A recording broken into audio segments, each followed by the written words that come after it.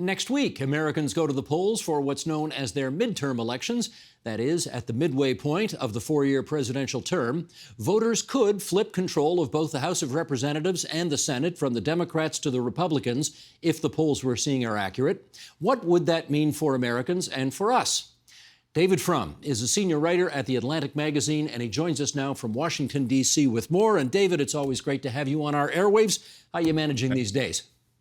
Thank you so much. Glad to be back with you. Let's set this up by saying we're going to talk about some pretty serious issues here. And notwithstanding, I want to start with a joke. Because you put something on Twitter the other day, the punchline of which is, he had a hat. And your suggestion is this is the he had a hat election.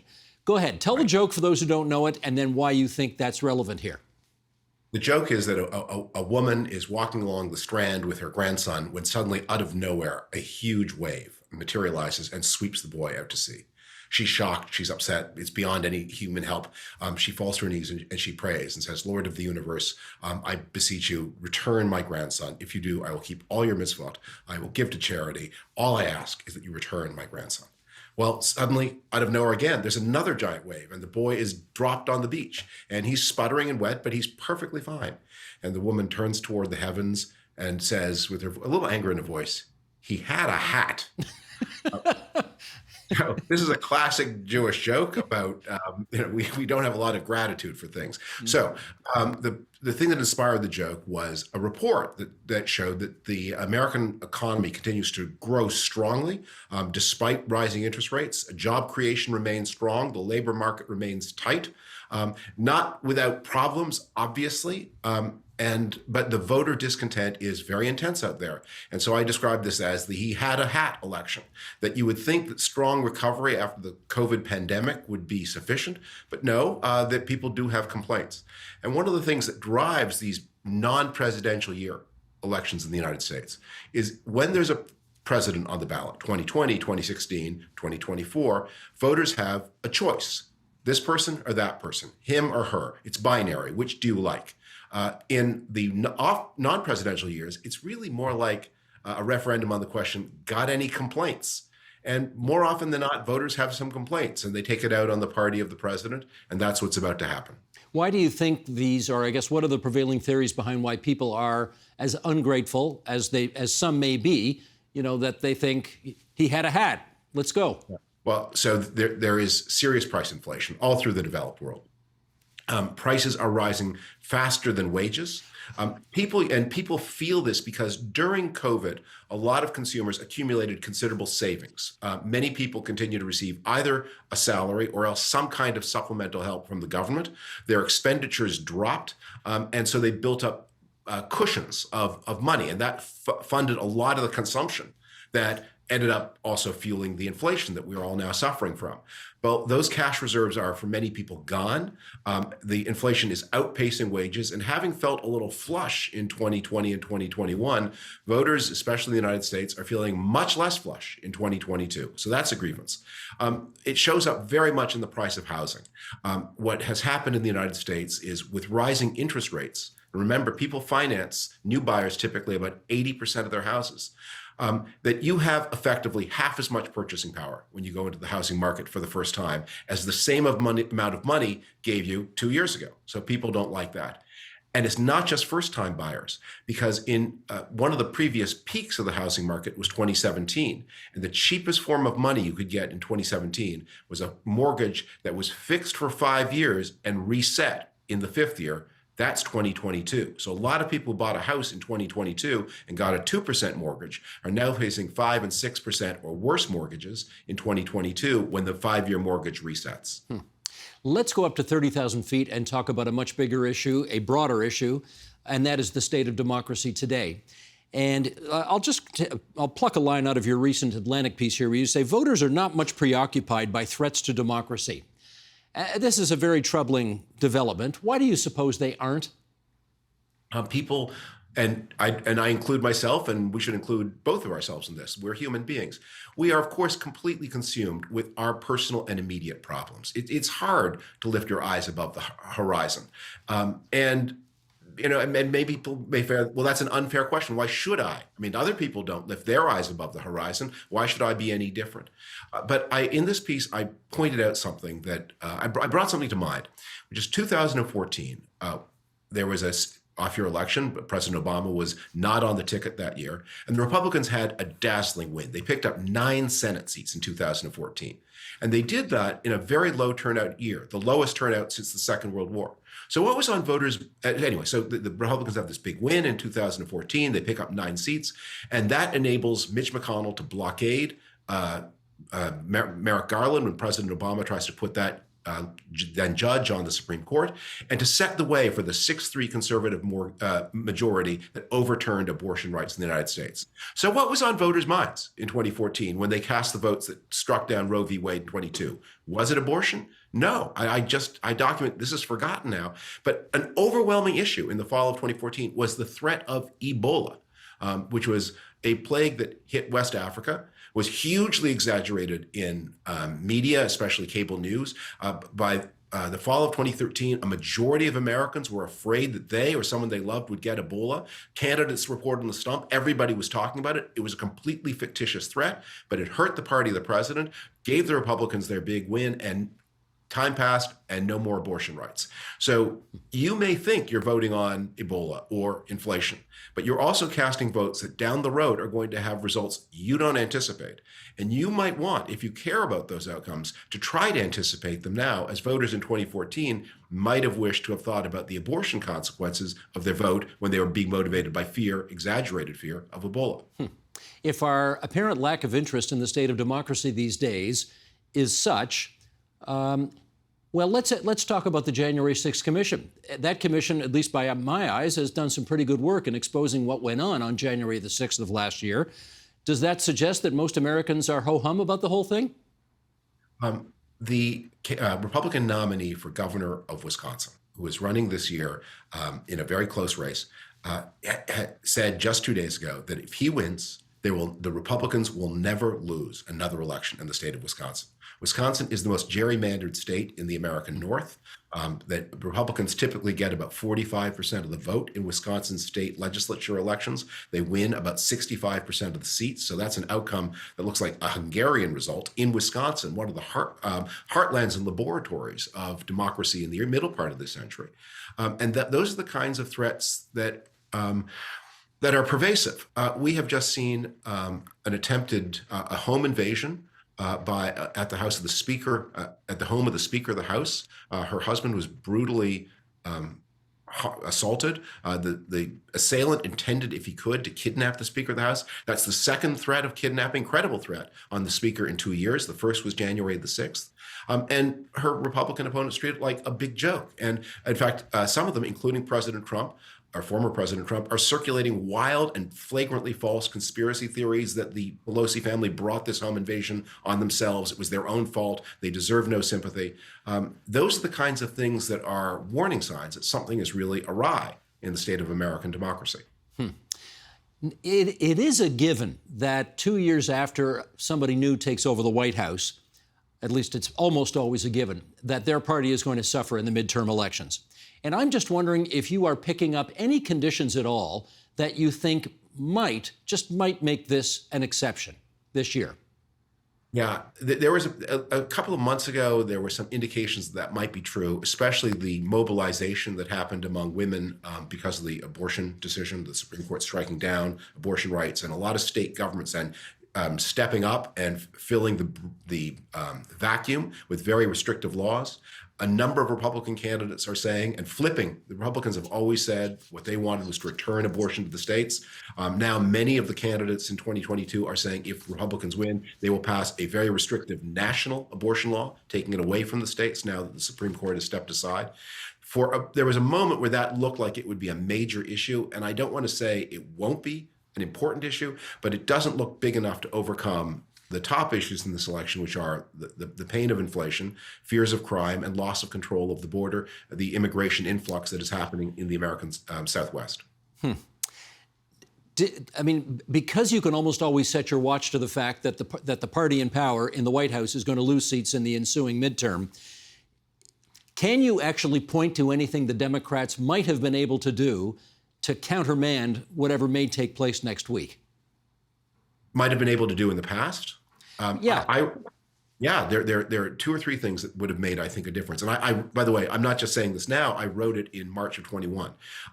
President Biden made a series of decisions in the very first weeks of his presidency that opened the border to massive border crossings. And I don't think maybe everyone in Canada is paying attention to this, but we were talking about millions of people walking across the border without authorization, showing up at bus stations, getting bus tickets, and being given court dates for hearings 2 years, 3 years, 4 years later. Court hearings they will certainly or almost certainly lose. But in the meantime, they'll be in the United States. And once they lose, they drop out of the legal system and go from being asylum seekers to being truly illegal immigrants. President Biden didn't have to make those choices. He could have maintained Trump-era border policies that would have kept the border secure. The United States labor market became very hot. It's sending out a giant help wanted signal all over the planet. And so people are coming. And if they say, if you tell me I have to be an asylum seeker to get a job in the United States, fine. I'll say I'm an asylum seeker to get a job in the United States. I'll say whatever you want me to say. You write the rules. I'm just trying to get a job. And there's no lack of sympathy to the people who are doing it. But when you have 1 million or 2 million or more people crossing the border without authorization every single year, obviously that's a giant crisis in the making. Obviously voters are going to resent it. Biden should have anticipated it and headed it off. I wrote about it in March of 21 and said it is the single biggest political mistake that he has made or will make, and that looks true to this day. Let's pursue some more reasons why the outcome of these midterm elections matters, and we'll go through a few of the reasons here. Number one, there have been a number of Republicans who have mused about too much aid being given to Ukraine. If the Republicans take over the Senate and the House, how concerned are you that America will be less invested in the Ukraine war? Yeah, we have to draw a sharp distinction between Republicans in the Senate and Republicans in the House. In the Senate, Senate Leader Mitch McConnell has been a staunch friend of Ukraine and a staunch supporter of traditional American foreign policy values. When Sweden and Finland applied for membership in NATO, Mitch McConnell traveled to both those countries, met with their leaders, and gave them his personal assurance that their applications would go through the Senate smoothly. And remember, at this point, he's the minority leader, so he could sabotage it if he wanted to. And he said there will be no sabotage. Your applications are going through. And that's exactly what happened. So Mitch McConnell and all but one or two Republican senators are pretty solid on the Ukraine question. The most anti-Ukraine of the Senate candidates is, Rand Paul in Kentucky is probably the most anti-Ukraine. He's closely followed by a candidate named Blake Masters in Arizona. Masters looks likely to lose. J.D. Vance in Ohio, who has said a lot of anti-Ukraine things on the anti-Ukraine Tucker Carlson show, on the pro-Russian Tucker Carlson show.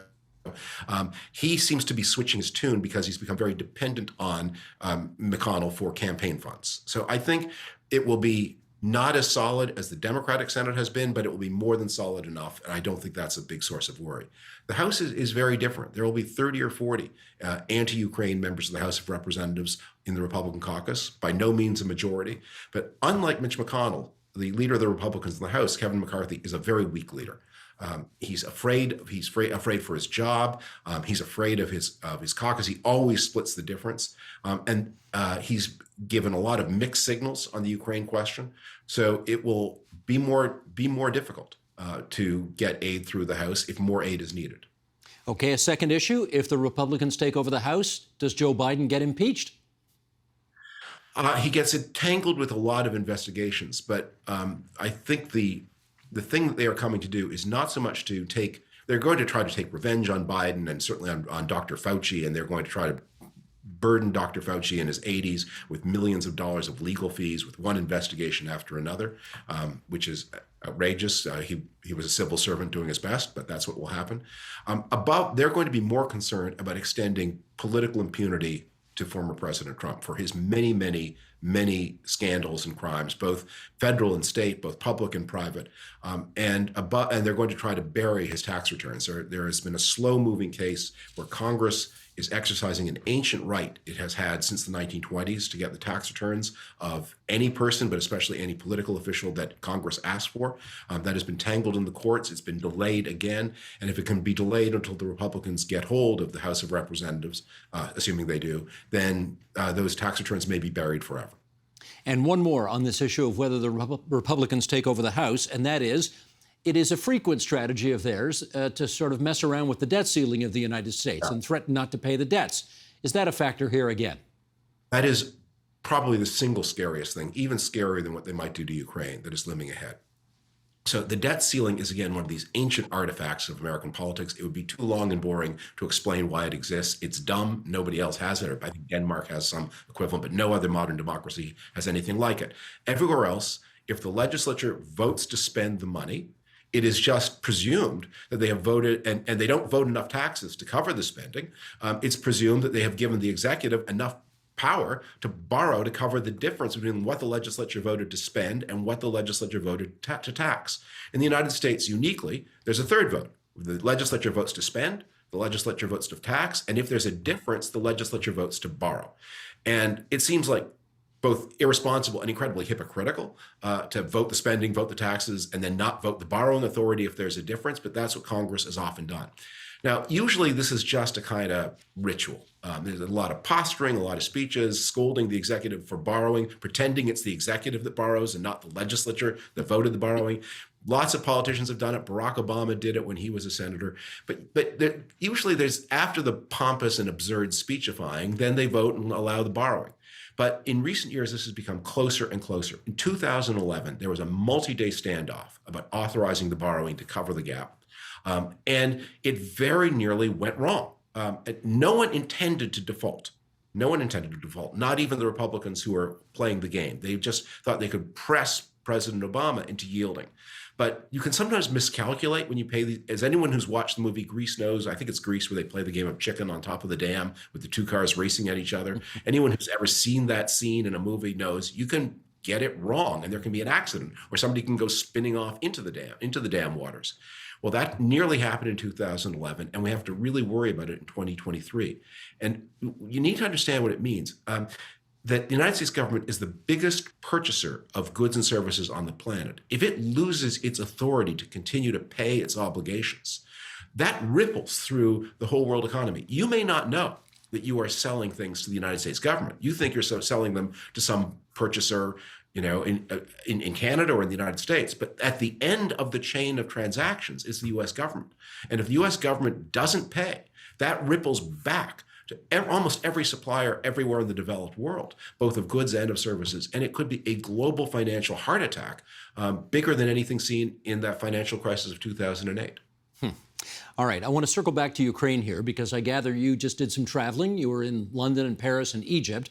And much of the news that we hear in Canada, because we have such a significant Ukrainian-Canadian population, is very on the side of Ukraine during the course of this war. But you were in some different places, and I wonder if there is as much backing for our efforts there as we see here. Well, it does feel I can't speak to a general point of view, and I don't have the language, obviously, when I'm in a place like Egypt. But remember, when the war began, there were a lot of predictions of imminent global food catastrophe. And I did some reporting on the Egyptian question. Egypt is the largest purchaser of wheat in the world. Most, not every single year, but most years, the largest single purchaser of wheat. And there were a lot of predictions that Egypt and countries like it, which are low-income countries, could be exposed to shocking food shortages.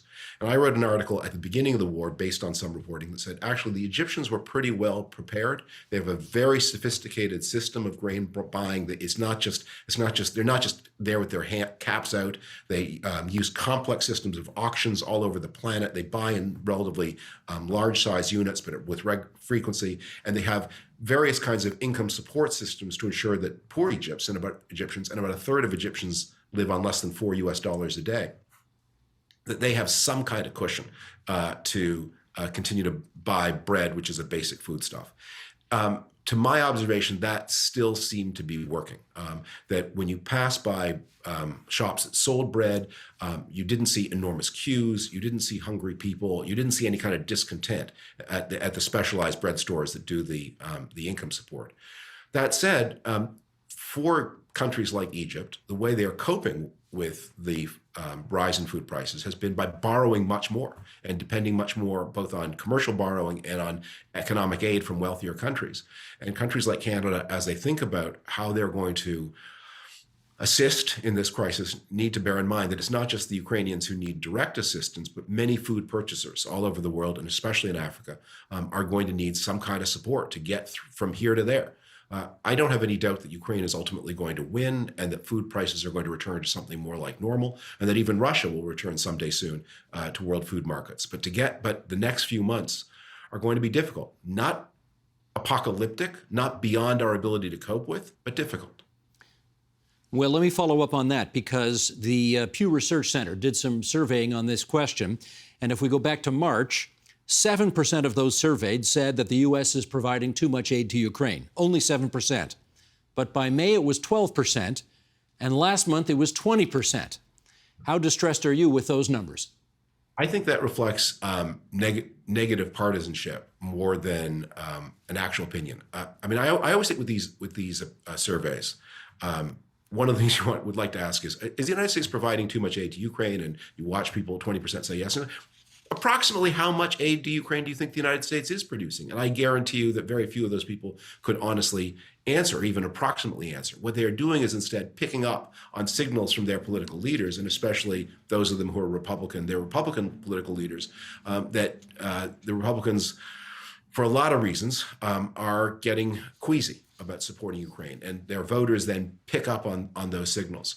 It's a real issue, but Ukraine is going, and the cost of the war is as nothing compared to what the cost of the peace is going to be, because there will be peace, and at that point, Ukraine will have to be rebuilt, and this will be the biggest rebuilding project since the end of World War II, much bigger than, for example, restoring East Germany to West Germany in the 1990s. And it's going to be pretty difficult to squeeze much in the way of reparations out of Russia, because Russia is going to end this war so poor and so much in need of whatever resources it can. And we have no interest in seeing Russians go hungry either. So the day is going to come when the war will end, and the world will be facing with whatever reparations it can get from Russia, probably a bill close to $1 trillion or more to rebuild houses, to rebuild energy sources, to recreate Ukraine as a functioning economy. It will be worth it, and the money will come back, just as the Marshall Aid money after World War II came back. This is going to be one of the largest countries in Europe.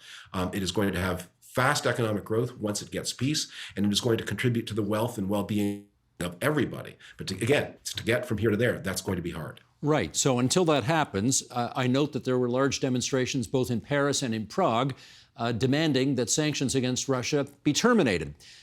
So I wonder if you could gauge for us how you feel European solidarity is these days on the issue of Ukraine. Well, we are having some very good news on that front, which is there were tremendous last winter. There are very high gas prices caused. Russia prepared for this war by slowing the flow of gas from its sources into Europe in the summer and fall of 2021, creating market tightness in early 2022 and very, very high prices. But the Europeans have, and gas is not really a global commodity. You can't just get it from anywhere. It has to either flow on a pipeline or be liquefied and flow through a very sophisticated and expensive liquid natural gas terminal. But the Europeans have done a very effective job of constraining their use, of rapidly building their liquefied natural gas program so they can get more gas from West Africa, from the United States, from other sources. And whereas a couple of months ago they were dimming the lights, now the lights are bright, and natural gas prices are surprisingly low everywhere in Europe. So whoever is fomenting those protests doesn't have a lot to work with, because the number one grievance that Europeans would have about this war, which is high energy prices, that is much less a problem today than it was 2 months ago or 6 months ago. In our last minute, I want to go right off the board with a question a bit out of left field, and that is, I know how much you enjoy being on Twitter, and you're very good on Twitter. But there's a new owner of Twitter, and he's done some kind of crazy things in the first couple of days that he's owned it. I don't know if this is one of the crazy things, but he wants to charge people $8 a month for the blue check mark. And I want to know if you're going to be one of those people giving Elon Musk $8 a month. Yeah, that's not really a personal question, because remember that it's not, Elon Musk thinks of the blue check mark as a snob thing, a status marker that people pay for, like a vanity license plate. It's not for the user. It's not for the person who tweets. It is for the recipient of the tweet. It's a way to judge the authority. And here's a question that is a way to think about this. There's a hurricane coming, and you're looking, and there's information on your Twitter feed about the hurricane. You want to know, can I trust that information? What you do right now is you check, is this a verified tweet from the National Weather Service, from the National Hurricane Center, from my local police department, or is it just some bozo making pranks? You might say, well, what kind of sicko would put out fake hurricane news? Well, during 2012, Hurricane Sandy, there was a sicko with a large account who did spread panic with fake hurricane news. So that check mark is your way of knowing that the hurricane news you're getting is true. You can rely on it. And the idea that Elon Musk would say, I don't care, I'm going to let the National Weather Center, deliberately misspelling the word weather, buy a blue check mark and put out false hurricane news so long as I get $8 a month. That's going to be totally destructive of the information value of his own platform. So I think the problem is not that whether I will pay $8 a month or not. The problem is, how do you, as someone who uses Twitter, know that this is real hurricane news that you're getting? This is really your police department. This is really the candidate for Board of Education who is putting out this tweet. That is the tweet, the Twitter account lines up with the actual person. How do you know those things? In the early days of Twitter, that was very hard, and there were a lot of hoaxes. More recently, that has been less of a problem. Elon Musk is in danger of making it a problem again. One of too many questions we have about Twitter going forward. David, we're always grateful when you spare time for our program. You be well, and until next time. Such a pleasure. Bye-bye.